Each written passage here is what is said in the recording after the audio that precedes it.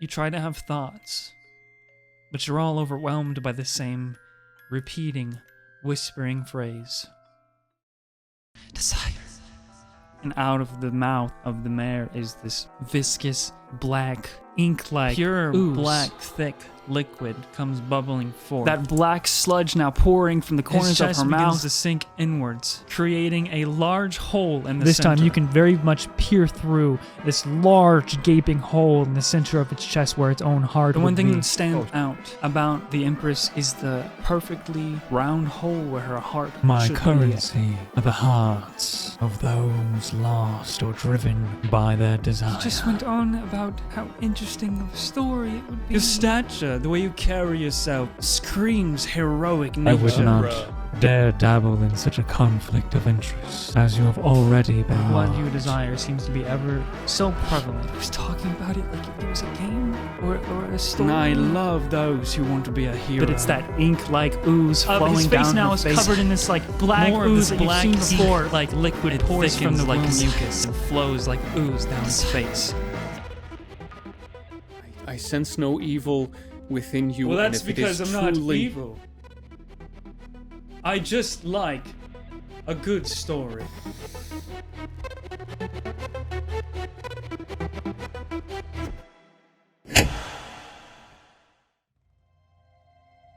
Niklaus Hendrix represents a powerful, moving piece in Riptide. He is the very embodiment of the things that run this world. He is the symbol of what makes things work. Why does a man pick up a hammer to start building, if not out of a desire to create a home? Why does a warrior take arms, if not out of a desire to fight for what they believe? Why does one start adventuring and exploring, if not out of a desire to see the world? If not out of a desire to learn? If not out of a desire to seek fulfillment of some form? The world is nothing without desire. No world can continue running and existing without desire. There would be no progressions anywhere, no society, no knowledge, no love, no families, no great inventions, no power or loss, no motivations or gains, if not for desire. Niklaus Hendrix is an essential force in this world. This video contains spoilers for Riptide up to episode 83, as well as the Patreon exclusive Stone Age What If episode. Riptide is a very, very entertaining piece of media. The stories and arcs thus far have been filled with so much fun and adventure, with so many different glimpses into the world and wonderful insight into the complex backgrounds of each of our protagonists. But along with the story progression has come many different questions about the world and our characters, but more specifically, a recurring pattern involving desire, black ooze, and the impurities of heart. For all of the various details, questions, and red herrings, one thing remains certain: everything is connected. From the very moment Dre and Finn stepped foot on the Midnight Rose, from the very moment Arlen adopted Chip, down to the bottom of the sea, everything in the plot has been connected to one thing: desire. To one man: Niklaus. Or at the very least, it's easy to say that. Niklaus Hendrix wields magic like no other. He's exceptionally powerful, knowledgeable, and crafty. He's easily recognized as an antagonist, and nearly every other antagonist we've seen the crew face has some manner of tie to Niklaus. Of course, it's easy to assume that he is the puppet master behind everything, that he is pulling all of the strings. And maybe he is. We don't entirely know Niklaus's motives. Again, it's easy to recognize him as a villain, but truly it's not entirely certain just how malevolent he really is. He makes deals with people to grant them their desires, but if they're not pure of heart, then their desire will twist into something terrible, and it will inevitably claim their life in some way. Corruption makes itself known by a way of black ooze, ink, or tar-like substance overcoming them entirely. Niklaus is obviously the reason that this happens to them, but again, I reiterate, a terrible fate only befalls those not pure of heart. Mayor Roland Laffen wished for his town to see prosperity and happiness, but because he was a selfish man and his intentions were not pure, that prosperity became a curse of never-ending laughter that would drive its victims to either madness or death. Had it not been for Gillion's interference and deal with Niklaus, Roland would have suffered a terrible death to the Black Ooze, but his death would have led to the town's freedom of the curse. Empress Malice, or Stella, wished to be a rock star, but her heart was not pure either, and instead, her music turned everyone to stone. Bitter that her dreams were soured, she leaned into that horrific nature, and twisted and cursed 3 sisters, and seized control of a place known as Desire Island. Malice seemingly weaponized her curse against others, intending to destroy what Niklaus had a hand in creating, having spent 2 decades plotting revenge. Her magic affected only those with a weak will and an impure heart, which only the Chosen One could resist. Upon being defeated, she begins leaking black ink much like Roland, and regardless of the pirate's decision to spare her life, the curse would kill her anyways. Those who were turned to stone by her music could be cured with her blood, so she tore her heart out before allowing the pirates to play music using her conjured instruments so she may turn into stone, and her still beating heart to be used to cure the island. The Blossom Boss of Edison Kingdom was another victim to Niklaus. It would seem he wished for his inventions to be used in the kingdom to propel society forward and advance, but in some way he was impure of heart, and thus he was given no credit for his brilliance that progressed the kingdom and was cast aside. Overcome with rage and the need for vengeance, he attempts to tear the entire kingdom down, and when defeated by the Riptide pirates, he too oozes that same black ink. Here is the pattern where the recipient of a wish oozes ink upon defeat. The Blossom Boss, however, never once explicitly mentioned Niklaus, unlike Roland or Malice. And finally, the most recent, Grim, a powerful sorcerer and vampire that sought his own theatrical death. Upon defeat from the pirates, he too had black ink run from his eyes. It is unclear what his connection to Niklaus was, or what his desire was, or if there was a connection at all. Cause honestly, hold on, I have a note actually, where is it? Quick note off script, but Grim might not be connected to Niklaus at all. I rewatched the scene, and it may also be possible that either the black ink was makeup, or Grim can also manipulate this black ooze desire power like Niklaus, since he was capable, after all, of granting wishes, powerful enough to revive the dead. There are patterns, and patterns means there are no coincidences. Is Niklaus evil? He granted these people their wishes. Is it his fault that they were selfish and impure of heart and intent? Desire makes the world go round. Desire is why people do anything in their lives. But if you want a shortcut to the prize of your dream instead of working for it, if you want your desire handed to you without putting in the work, you must pay a price, and you must mean what you say. Niklaus is the monkey's paw. Is he malevolent? Hard to answer yes or no. Is he benevolent? I just like a good story. I want to say something What's actually up? that makes me think. You're describing all these things, and now I'm sitting here and I'm wondering, is it that it corrupts you if you have an impure heart, or is it that it corrupts you no matter what? Because We don't have a reference for that. Exactly, because the thing is that with what you're saying, it can also come with the idea that maybe it corrupts you in the first place, because no matter what, the desire to skip the hard part is the impureness. So no matter what wish that you cast, what wish that you ask for, no matter what, your desire is impure, and you will never get there without working for it. That's true. That's very true. It's a very good point. Niklaus has been active for a while. At the very least for 20 years, if Malice's comment is anything to go by. He has strings across the world, and for what purpose? It's not out of the goodness of his own heart, it's for pure entertainment. A mayor who wants to make his town happy suddenly finding themselves cursed with unending laughter. The irony of a rock star's music turning audiences to stone. An inventor who wanted to see his vision made real, but it erases him from the picture entirely. What ironies, what particularly funny stories, how entertaining. That's another thing, actually, with what I just said. It's like, it's an impure desire. It's never going to come out the same way. And it's making me think now, it's like, you did get exactly your wish. Your music was the absolute best, and now that'll be the last thing that they've ever heard. Oh shit. You wanted peace for your land. The last thing that they will ever do is laugh. The last thing that anybody will, the last thing that the inventor will ever do is invent. He no longer matters. But he got exactly what his desire is. But his real desire was to be recognized for it. Is the real desire in all of this to be recognized? Niklaus has since set his sights on the Riptide pirates, believing them to have potential, hence his eagerness to trap one of them into a contract of his own. Niklaus has his hands on Gillion. His tattoo is the prelude to the perfect story. The chosen one, pure of heart, dumb of ass. Surely, there's more weight to it. Niklaus's interest in Gillion can mean one of two things. One, that Gillion will be an essential piece in manipulating the prophecy's outcome with his favor. Or two, that witnessing Gillion watch what has become of the prophecy is entertainment in and of itself. Allow me to explain. In the Stone Age What If episode, the Riptide pirates failed their saves against Empress Malice, and all three of them turned to stone. Though they were still alive, lucid dreaming, trapped in a repeating memory or made-up setting, the three of them remained in stone for 5,000 years before being freed by one of Niklaus's descendants, a bright red tiefling named Niklaus Van Halen. The favor Gillion owed was passed down generations, and Van Halen woke them to claim it. The three of them woke to a highly advanced society, that of which was developed thanks to the Blossom Boss's work. They stood atop Mana's last standing city, quite literally, as the city stood atop two massive mechanical legs that walked over an entire ocean of a black, tar-like substance.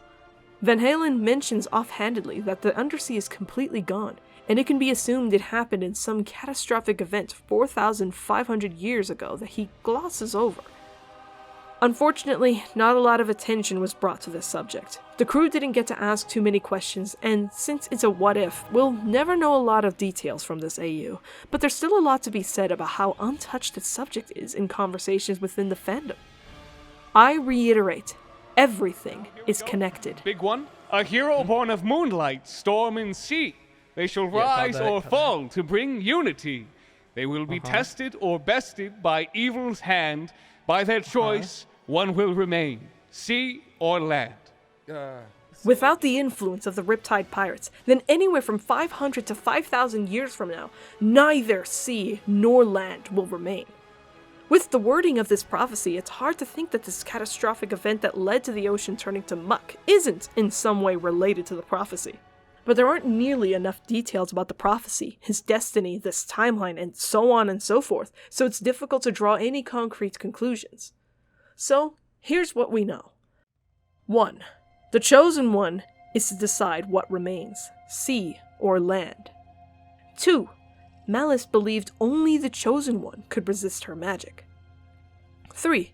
When Malice cast a spell to turn them to stone, Gillion resisted it, but mind you, were it not for Gillion's homebrew spell that gave him nat 20s in exchange for a random nat 1 at a later date, Gillion would have failed the save and been turned to stone.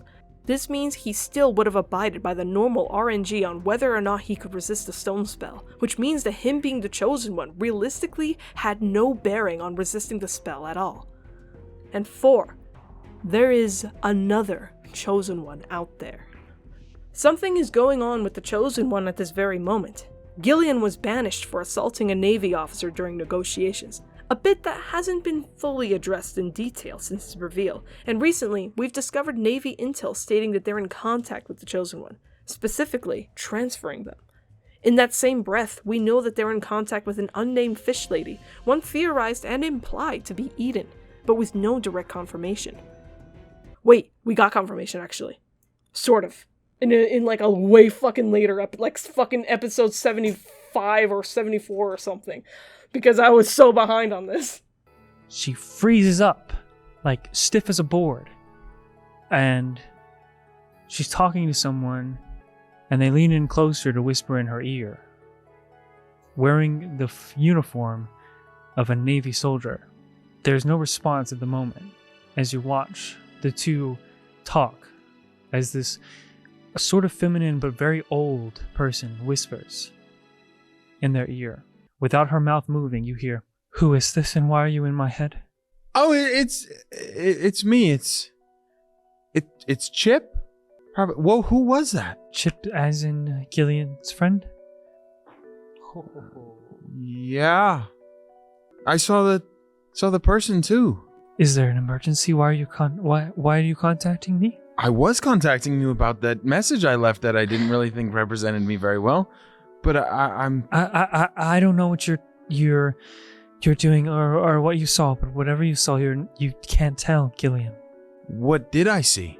What did you see? I don't know what you saw. That person. I don't have time to explain right now, Chip, but you have to promise me. Even that was Navy. Yes, that is what it looks like, but it is not.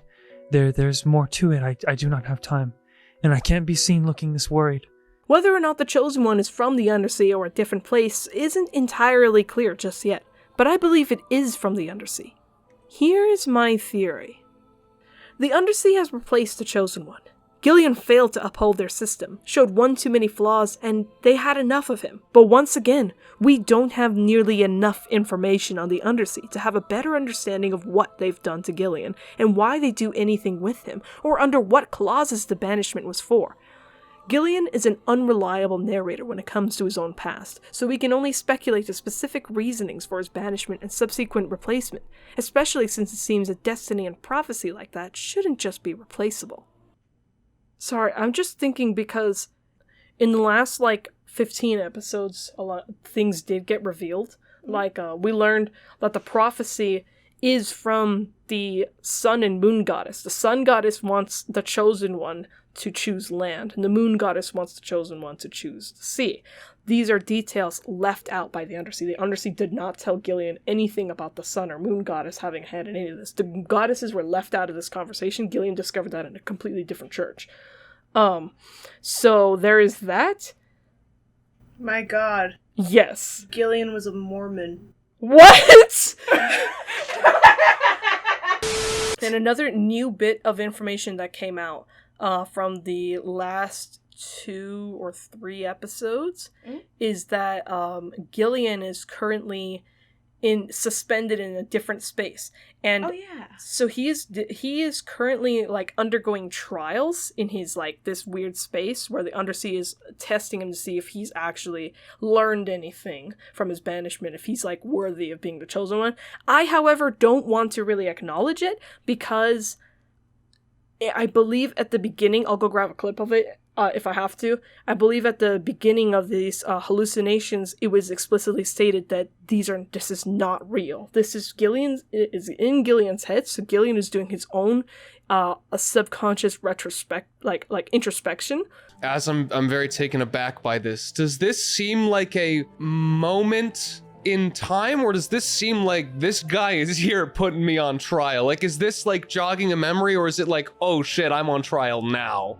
This person is responding to me, you know what I mean? The way that this makes you feel, how do I describe it? It doesn't feel necessarily like this is happening in reality, if that makes sense. But at the same time, it feels very real to you. I get it. Because you recognize these figures. And in a way, this sort of situation is one that you've imagined would happen, but never wanted it to be actually happen, if that makes sense. Oh. You as Charlie would gather that this situation is a personification of an internal conflict. Wasn't this a thing that he got fucking sent away to dungeons on a bit? Yes. With the card, the dungeon card. Jesus fuck. So he cannot be retrieved right now. I have a theory. Okay. I actually have a theory about that, though. About how he's gonna get out. And it has to do with Niklaus. Oh. Hee-hoo. But yeah, because there is a lot of Undersea and prophecy stuff happening to Gillion right now, but I don't believe it has any bearing because it's a vision. Yeah. I don't think it's real, so I don't really want to acknowledge it. What if it was by Niklaus's hand that the Chosen One was replaced?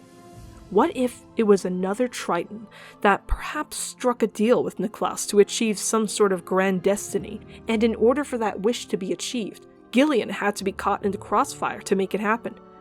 And because of how things play out later, Gillion is not only collateral damage, but ends up being a backup plan of sorts for Niklaus, an arrow in his quiver for later, should his contract with the other Chosen One go south. The Old One accidentally ends up at his doorstep, and Niklaus takes advantage by asking only for a favor. A strategic move. The Chosen One is under complete control of Niklaus. The prophecy is in Niklaus's hands. This can go one of 2 ways. 1. Niklaus is in full control, and that the new Chosen One has his power and destiny and title only, the exchange being that Niklaus makes a decision of what remains, sea or land. The alternative is that the Chosen One follows their path as laid out and chooses the sea, but because their heart isn't pure, it instead turns the world into that same black sludge as per the mechanics of Niklaus's magic. One way or another, the result remains the same. Within the next 500 years, the world is ruined, and neither remains, and all of it leads back to Niklaus and the power he wields. Should anything go south with this new Chosen One, he has the old one on standby, a favor at the ready to deploy and complete the prophecy should the new one fail. Or perhaps he'll let whatever happens with the current Chosen One simply happen, just to watch Gillion's reaction to the degradation of the prophecy, to watch his destiny be desecrated, taken from his hands. After all, Niklaus only wants a good story. All of these story hooks leave many unanswered questions in their wake. We have yet to see what the Undersea is like, what destiny was drilled into him. We don't know how they choose their chosen ones. We don't know the process, and we don't know the clauses for banishment, and we know frighteningly little about Gillion and his backstory. He is scarce and vague about the details, and his sister even more so. It's very possible that the entire Chosen One business is just complete bullshit. I mentioned earlier that Gillion mechanically still abided by RNG, and was only lucky that there was a specific homebrew spell in place. And while it might be tough to call on mechanics as a means of a gotcha, it's definitely worth thinking about. Mechanically speaking, Gillion being the Chosen One had no bearing on whether or not he'd resist the curse. Now, we don't know if there are oversea Chosen Ones that Malice would refer to, but we also don't even know where Malice even got that specific information from that anyone like that could resist her magic. Where did that idea come from? Did she figure it out? Did someone tell her? Is this information Niklaus fed her? And does it have any merit? More importantly, was Gillion ever actually the Chosen One? I have this image in my head floating around that isn't necessarily a theory and more of just a fun concept, but what if, at some point, the Riptide pirates have to fight the Navy's Chosen One, and when the confrontation happens, it's in a blast of a familiar type of lightning, and from the smoke emerges a Triton in black armor that looks completely unfamiliar, nothing like anyone they've ever seen, the only thing familiar on them being a coral crown on their head. And when he emerges, he announces, "My name is Gillion Tidestrider, champion of the undersea, hero of the deep," and from there initiates a massive boss fight. I just really want to see something completely dramatic happen. What if the Undersea just picks up random kids and feeds them false stories to make them into the perfect, disposable soldiers for their needs, and once they're done, they can be replaced with another copy-paste soldier of the same ideals and destiny, the same name, all chosen just because they grew coral crowns? This again is more just a cool concept rather than theory rooted in any solid evidence, but it is curious to me how Gillion's seemingly been replaced, and his banishment not made public knowledge, enough that his own sister thought him dead, and topped off that there's these weird hints here and there that Gillion might not actually be a Tidestrider in the first place. I have a video on the Tidestrider debacle that I'll put up here and in the description if you want to check out what I mean by that. Hey guys, Editor Mimi here, post episode 83. That theory sucks now, don't watch it. Or do, I don't know, I'm not your mom. Roll video. Point is, something weird is happening in the Undersea, and Niklaus intends to take advantage of it. He already has Gillion, and it's implied he's met Edyn as well. We don't know how much more he knows. Niklaus has a foothold in everything. He's been active for some time. Niklaus knew all of the Black Rose pirates, so at least 10 years, but Malice was afflicted at least 20 years ago, and his relation with Alvaros may have dated back even further. And the magic he uses is that of a powerful, undefined one. This Black Sludge. There are 4 individual instances in which this ominous Black Sludge makes its appearance in Riptide, if we count each Niklaus deal as one instance. The first is, of course, Hole in the Sea. Some sort of black sludge ooze is the driving magic behind these heartless creatures that attack the ship and take over Captain Rose. The second is Niklaus himself, whose victims begin to ooze and bleed the same black substance if their hearts are impure. The third is in the Stone Age What If episode, where 5,000 years into the future, the ocean is completely gone, replaced by a tar-like substance, a black sludge, and they were on the last standing city. The fourth is connected to the creature known as Alcas, an owl creature in the Undersea that made a deal with Esme that turned them and Tastrius' crew into immortal undead. Whether all 4 of these instances were a result of Niklaus' will is not confirmed, but I'm inclined to believe he isn't behind all of it. Desire is a powerful magic. Alcas is not related to Niklaus. I've seen some folks argue that Tastrius and Esme were victims of Niklaus, but personally, I believe that couldn't be farther from the truth. Alcas is an independent entity who simply wields the same power as Niklaus, this Black Sludge connected to hearts. Gillion has an active favor with Niklaus, and Alcas could not interfere with him as a result. Alcas granted wishes, not dissimilar to Niklaus, though the payment is a bit more extreme, involving taking the heart rather than granting the wish and punishing them for being impure later. And though Niklaus does know the Black Rose pirates, it's not wholly clear whether he had a hand in what happened to them. Creatures with holes in their hearts, not all too dissimilar to how Malice ended up, attacked them.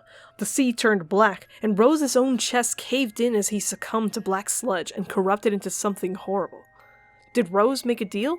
If so, why did it eat him in that moment? There is nothing out there that implies he had an impure heart, though, again, because of a lack of information, there's also nothing to fully back up that he didn't. He corrupted and had to be killed, but was it the same as Niklaus' magic? I don't think Niklaus killed Rose. Something else, another person or entity, granted him desire in the form of the Midnight Rose and his crew, all named after him and such. Remember the context of that day. Rose was getting ready to retire. The Black Rose pirates were to be no more, and he was going to settle down to raise his kid. Perhaps whatever deal he made to grant his desire of becoming an iconic pirate captain turned on him the moment he decided to walk away from the very thing he wished for, and it punished him for it. Perhaps the Kraken is the entity itself that granted him the wish, wielding the same black magic that both Niklaus and Alcas have control over. The power of desire. The entire campaign centers around this theme. Desire. Hey! Editor Mimi here. I have spent well over 7 or 8 months, maybe more, working on this video, and I keep having to rewrite things, and actually, episode 82 actually gave us an intense amount of lore that has very obviously changed my mind on what I just said a second ago about the Midnight Rose, and it has recontextualized Niklaus and his actions. For the sake of brevity, here's what happened in Dre's words. Did you and your crew ever deal with a man named Niklaus Hendrix? There was Captain Hendrix, back during the Black Rose. You know, the 4 pirate lords. One of the 4 powers of the world. You have the 4 admirals of Raph's navy. 1 top admiral and then 3 vice admirals. And then when we met Finn, of course, we learned about the 4 elders in the Undersea. And then the 4 pirate lords. Captain Rose was my captain. Captain Shadowbeard. Captain Hendrix. And then the Dread Queen. It's a little hazy, but the last thing I remember of Captain Hendrix, right before Captain Rose retired, the 4 pirate lords met. There's a place in the Sakura Sea, or the Eastern Sea now, called the Crescent Chain. It's like mountains, huge mountains, and they met so Rose could announce his retirement. The rest of the crews, of course, didn't join, because when the 4 these are 4 pirate lords are the 4 strongest pirates in the entire world. And when those 4 fight, doesn't matter how strong we weren't helping. So they fought, but it was never malicious, always out of respect, always ended in a draw. And when one of them wanted to retire like that, he needed the other 3's permission, because eventually someone was going to take his seat. Or so we thought. When Rose came back, he had a map. To us, it was blank, but he said he could read it. He said it was a gift from Hendrix, Captain Hendrix. One last adventure to set our legacy in stone before we disbanded. Finn always tried to warn the captain, but the captain never listened, He said that Hendrix, he's holding back. Something about his arcane potential overflowing like the currents of the Undersea. I had my own thoughts about Captain Hendrix, but we followed the captain. I don't remember much about that adventure because it really wasn't anything to remember. I just know the journey was long, probably to the edge of the Eastern Sea. Halfway back home, that's where the storm hit. Chip was there for the whole thing, the adventure and the storm. Captain Hendrix, I don't know why you bring him up. I didn't even know he was alive. To my little understanding, since I've been back, the rest of the pirate lords are dead. I mean, I know one of them is. Anyways, Hendrix was phenomenal fucking pirate. He brought one hell of a party. He had legends, especially in the Eastern Sea. I mean, he could charm this raging baby or ruthlessly leave no survivors. But I think the most dangerous part about him, Jay, he never once had a crew. A man like that has secrets. A man like that could never be content. Niklaus Hendrix is more than just a wish doctor, more than just some magician that mysteriously pops up, more than just some obscenely powerful arcanist that happens to be connected to far too many things in the world. Niklaus Hendrix was part of the literal most powerful people in the world. A pirate lord, a legend, a man who never once had a crew. I wrongly assumed that perhaps Niklaus didn't have anything to do with Rose's death, but that's far from the case. Really, it couldn't be more clear that he was absolutely the root of its sinking. Captain Rose turned out to be significantly more powerful than initially thought of, since even he was part of the Four Lords. Whatever conflict arose from Rose's retirement, whatever duel they had and settlement they came to was clearly double-edged. We just don't have a motive as to why. Well, not really, at least. I mentioned earlier here that perhaps Rose was punished in some way for leaving his life as a pirate. A pirate lord retiring is a huge deal considering their scale of power in the world, and his leaving opens up a seat, and it's quite possible that Niklaus saw this as some form of weakness and summoned the Kraken to destroy them. And note about the Kraken I've wanted to bring up but had no space for it. It's interesting to note that Finn, whose entire job is centered around identifying sea creatures, could not identify the Kraken. The Kraken also whispered to Finn the word desire, implying that desire is some manner of theme in Captain Rose's death, that one common thread. But taking Captain Rose seemed to have a far greater effect. To our knowledge, present day, there are no more pirate lords, which is why the Navy has been growing in power since. Niklaus, whether intentionally or not, may have brought down the entirety of the pirate lords by killing Rose. If this was intentional, then there's a long con game he's been playing from the very beginning. If it was unintentional, then whatever Niklaus is doing now is a fight for power, a reclamation of what he lost. Given that Niklaus is proven to be incredibly clever and even a little selfish by manipulating people for his own amusement, I don't think it's likely that the Pirate Lords going down was an accident. There are reasons behind what he does, even if they are as superficial as wanting a good story to witness. He himself may not have even been interested in his position as Pirate Lord in the first place, given that he was a captain that never had a crew. Perhaps his role as Pirate Lord was too stagnant and he had nowhere else to go from here. No advancement, no further story, no challenges. He was already at the top, and when you have it all, it gets boring. So, when Captain Rose announces he wants to retire, Niklaus sees only opportunity. Niklaus does not seem like someone who would be potentially interested in restoring the balance between the Pirate Lords and the Navy Admirals, but rather furthering that drama. It could be that Rose was just an excuse to dispose of the rest of them and ditch them to do his own bidding across the world, taking advantage of others by granting wishes, but this take kind of falls apart when you remember he's already been dishing out deals at least 20 years ago because of Malice, and probably even further because of Alvaros. So I propose a different motivation. What do you give a pirate lord who already has it all? The ocean itself. Earlier, I stated perhaps Niklaus wanted the prophecy for himself, so let's touch base with that one more time. The moon goddess is the one who fights for the sea to remain above all, and Niklaus has a consistent theme of crescent moons in his motifs.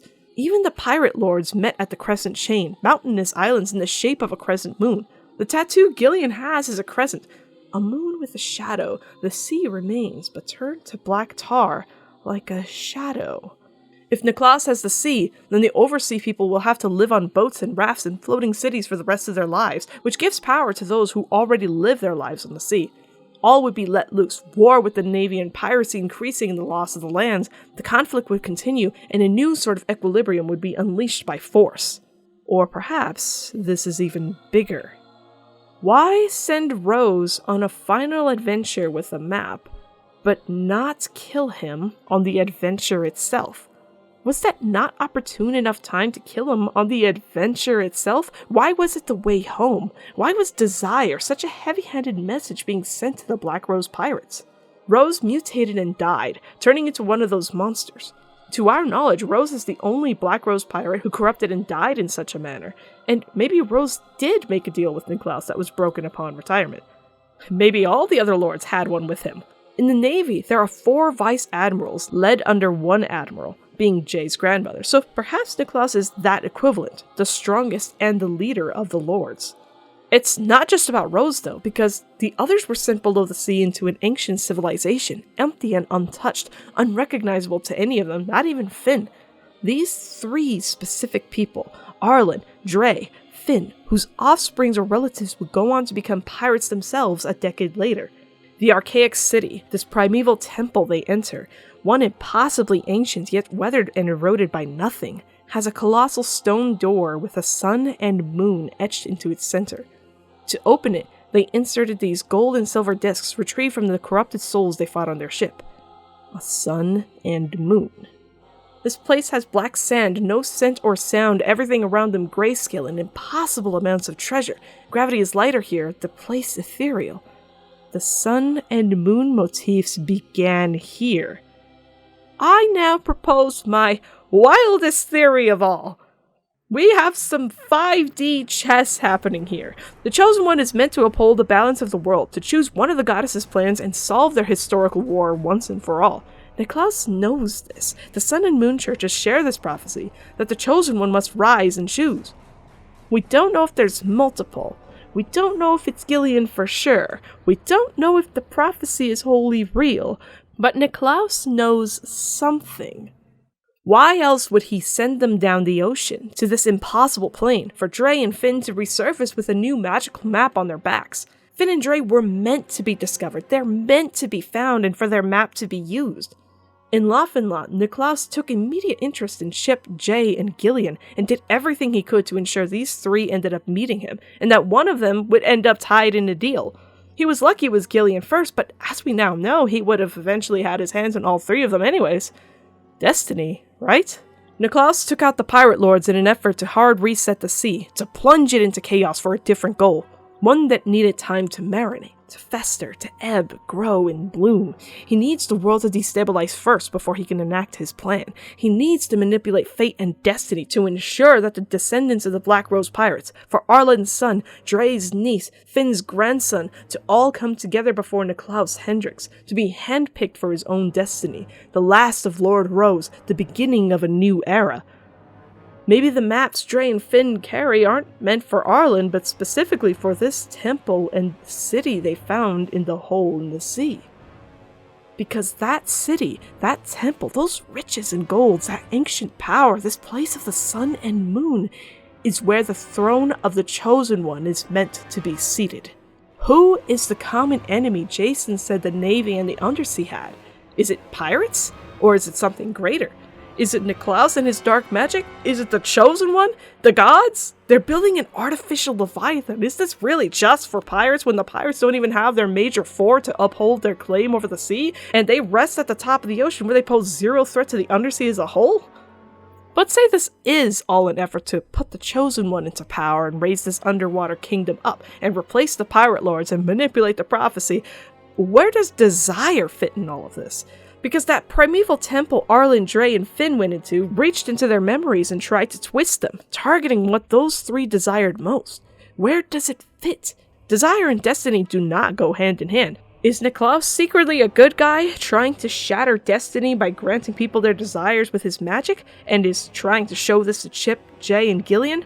Or is he trying to prove that destiny is what rules them all, and taunts each and every single person he comes into contact with what they desire the most, down to the point where even the fated prophecy itself becomes inevitably corrupt and taints the sea black? What does it mean? What does it mean? I don't know what it all means, but I gotta roll this video back to the original script to get our conclusion, because otherwise I'll go crazy right here. Desire. Back to what I was saying. The common theme in this campaign is desire. Back to the original script. Chip's desire is to find his family, to prove that they're still alive, and put the crew back together. He wants to be a pirate. He wants to sail and be free. Jay's desire is to find the truth behind her sister, and to live her life genuinely and freely without the burdens of uniforms and strict guidelines. Gillion's desire is to fulfill his duty as a paladin and to find his place in this world, and to fight many great battles and win. Arlen wanted a son. He picked up a frail, crying orphan who was dealt a terrible hand at life, and wanted to give him the opportunity to live and see adventure through the lens of a pirate. Dre wanted to get away from his family, to live freely and adventure, and become a pirate and do something worthwhile without authority. Finn wanted to see the surface. He wanted to see what more this world had to offer him, what knowledge they were missing out on by remaining in the water. He wanted to pursue knowledge above all else. Everything is ruled by desire, and Gillion is constantly toting destiny. Chip was probably destined to die on that ship. Jay was destined to be part of the Navy, follow in her father's footsteps, to be a good soldier. Gillion is supposed to be the chosen one, to represent and fight for the Undersea as their hero. Everyone has a destiny, and everyone has a desire. Both dictate your life. Both affect who you are. The Black Sludge can help you overcome destiny at a price. All it costs is your heart. How dedicated are you? How passionate are you? Is your heart pure enough to withstand your desire, or will it possess and corrupt you? Every subject discussed here is very difficult water to tread, seeing as, again, there isn't a lot of information to go off on, and everything ends up speculative at best and incoherent at worst. There are so many building blocks put into place, and there are so many clues and so many hints and recurring patterns and so on and so forth. I know Grizzly is planning something with all of these pieces, but it's just not enough to come up with a definitive answer. I just wanted to grab all the pieces that I saw that somewhat connect and put my thoughts on them into one video because while it doesn't amount to solid conclusions, it at least brings attention to it so we can talk about it because, my god, I know at the end it's going to culminate into something. I know you're plotting there, Grizzly. I don't know what you're doing, but I know you're doing it. I know what you're doing. Get him! If the Navy's not going to be the final big bad, then it's absolutely going to be Niklaus. He's got a hand in everything. Everything. And if it's not Niklaus, then it's involving this Black Sludge desire magic, because desire is what makes the world go round. And one day, too much of it from too many impatient, impure hearts will corrupt the world if no one stops it. We don't know where else Niklaus may have been. Perhaps Lizzie has something going on. Her ship literally is the Crescent Moon. Maybe the Navy is run on desire sludge as well, which is why in the past 10 years it suddenly boosted its operations and became more of a threat to everyday people. And maybe Ava's still alive, and through Niklaus she escaped, or perhaps he's the reason for her death. Edyn's met Niklaus. We don't know how much further that all went. And now we're on episode 78 that came out while I was writing and working on this script, so... Well, that's not true. Originally, episode 67 came out. Just say it as it is. Episode 67 came out. And by the time that you're editing and recording, that's when it's episode 78 came out. Yeah. Because that's more accurate. Okay. Yeah, so, episode 88 came out while I was, finishing this whole thing up. 89's coming out this Wednesday, and... you guys have no fucking clue how long this took. I promise I'm gonna try to get diagnosed for ADHD next year. Good God, I fucking promise. Who else? Who else went to Niklaus? Who else is afflicted? One thing is certain, however. So long as people have desire, there will always be a need for people like Niklaus. There will always be room for people like him, and like Alcas. There will always be someone who takes desire too far. Niklaus knows this, and it's why he does what he does, because all of it makes for a damn good story. Thanks for watching. I hope that this was comprehensible enough. Please feel free to correct me if I got any canon information wrong at any point. Tell me your thoughts and theories about Niklaus. I covered a lot of ground, so if you made it to the end, you're awesome. This video took me a long time to edit. I meant to get it out months and months ago, but here it is. And I want to give a huge thanks to all of the artists who gave me permission to use their work for this video. All credits are in both this video, these end credits, and the description, so please check them all out. And let's see where this story takes us all.